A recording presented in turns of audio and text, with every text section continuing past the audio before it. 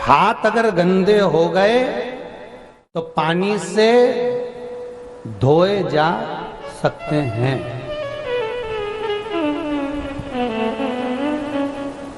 कपड़ा गंदा हो जाए तो साबुन से साफ किया जा सकता है।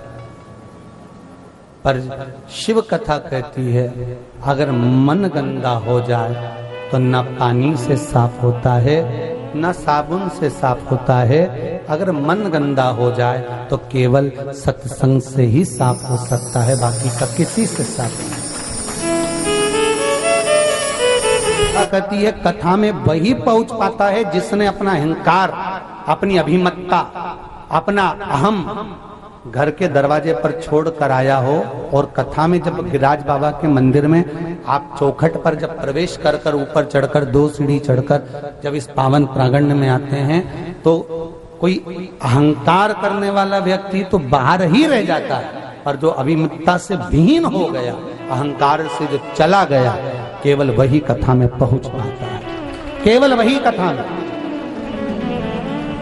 जिसको मनुष्य चुनता है, जिसको मानव चुनता है, वो संसद में जाकर बैठता है, और जिसको महादेव चुनता है वो शिव महापुराण में जाकर बैठता है। भगवान चुना है इसलिए बैठे हो,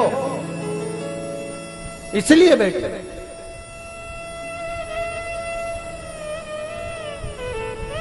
और फिर निवेदन करूंगा, मैं फिर आपसे कहूंगा, इस शिव महापुराण को आप साधारण ना समझे। गिरिराज बाबा की साक्षी है, भोलेनाथ जी भी बैठे हैं, स्वयं ठाकुर राधा रानी के साथ बैठे हैं, शंकर भगवान की कथा चल रही है, चारों तरफ भगवान शंकर का नाम स्मरण है। इस पंडाल में केवल ये पंडाल नहीं है महाराज जी, ये केवल पंडाल को इसको परिभाषित नहीं कर सकते। हमारे यहाँ एक सुंदर सी बात कही जाती है, दूध को अगर बेकार नहीं होने देना है तो फ्रिज के अंदर रख दो। सही है कि गलत है? सब्जी को बेकार नहीं होने देना, आप भी आई होगी तो काय में रख के आई होगी? बोलो तो नहीं, फ्रिज में रख के आई हो ना, बेकार नहीं होगी, जाओगी शाम को गर्म कर कर फिर काम में ले लोगे। तो ये केवल पंडाल नहीं, ये फ्रिज है। इस फ्रिज के अंदर आकर जो बैठ जाता है वो संसार में सड़ता नहीं है, ये पक्का। जो फ्रिज के बाहर है उसकी गारंटी नहीं, पर फ्रिज के अंदर है तो सड़ेगा तो नहीं। तो तुमसे कोई पूछे यहाँ से जाने के बाद कहाँ गई थी, तो कहना फ्रिज में बैठी थी, पर उसको बता देना कौन से फ्रिज में बैठी थी, नहीं तो वो भी अलमारी फ्रिज की जालियां निकाल के अंदर बैठ जाए, उसका क्या ठिकाना।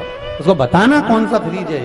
ये फ्रिज वो है जो एक बार जाकर बैठ गया, संसार में सड़ता नहीं, ना काम, ना लोभ, ना विषय, ना आसक्ति, ना तृष्णा, ना वासना, उसमें फिर पड़ेगा नहीं, उसको कुछ भी नहीं सुहाएगा। रात में भी अगर सपना देखेगी तो यही देखेगी शंकर जी की कथा चल रही, महाराज जी बाचरिया मैं सुन रही, गिरिराज मंदिर जा रही, गोवर्धननाथ जी का दर्शन कर रही, श्रीनाथ जी बाबा का आनंद कर रही, उसके मन में बस यही चले। और आप में से कई ऐसे होंगे जिनकी नींद नहीं आ रही होगी, सुबह से उठते से बस कथा ही कथा दिखे।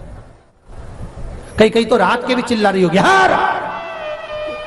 पति बेचारा घबरा रहा होगा, कहां से आई है तू, कहां गई थी ऐसे, उसकी बेचैनी बढ़ गई, बापड़े की कि तू गई कहां थी, तो कथा में गई थी। जब से कथा चालू हुई है शंकर की, ये वो पुराण है जो चंचुला देवी विधवा हो जाती है तो उसका अखंड सौभाग्य मिल जाता है। ये वो पुराण है जो अधोगति में मर जाते हैं, जो कुंवारी अवस्था में चले जाते हैं, एक्सीडेंट आदि में चले गए, जिनको पिंड नहीं मिलता। गरुड़ पुराण कहती है कि कुंवारी अवस्था में मरने वाले को पिंड नहीं मिलता, तर्पण नहीं होता, तिलांजलि नहीं होती, ब्रह्म कपाली नहीं होती, उसका श्राद्ध नहीं होता, उसको भोजन नहीं मिलता। पर शिव महापुराण की कथा जो नारी श्रवण कर लेती है, जो पुरुष श्रवण कर लेता है, उसके 71 पीढ़ी में भी अगर कोई कुंवारी अवस्था में मर जाता है तो उसको पिंड मिलना चालू हो जाता है। ये वो पुराण साधारण नहीं, शिव महापुराण। लोग तरसते हैं इस पुराण के लिए।